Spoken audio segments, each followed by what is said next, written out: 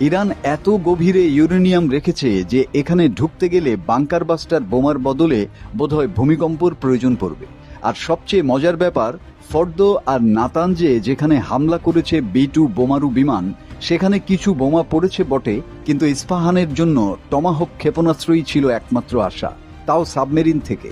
গোপন ব্রিফিংয়ে জেনারেল, প্রতিরক্ষা সচিব, CIA পরিচালক সবাই হাজির, কিন্তু শেষ পর্যন্ত কি দাঁড়ালো? ডেমোক্রেট সিনেটর ক্রিস মার্ফি নিজেই বললেন, ইরানে এমন সব ঘাঁটি আছে যেখানে আমেরিকার বোমার ঢোকারই কোনো উপায় নেই। এত আয়োজন, এত গোয়েন্দা, এত মিশন ইম্পসিবল, আর শেষে এসে বুঝলেন পুরোটাই মিশন আনটাচেবল।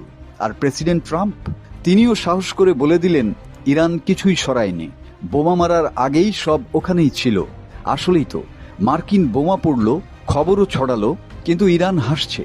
ইরান হয়তো হিসেব কষেই খেলেছে, উপরে যা দেখায় নিচে রাখে আরেক জিনিস। আর আমেরিকা আসলে বাংকার বাস্টার বোমা বানালেই সব বাংকার ভাঙা যায় না, আর গোয়েন্দা তথ্য থাকলেই সব গোয়েন্দাগিরি সঠিক হয় না।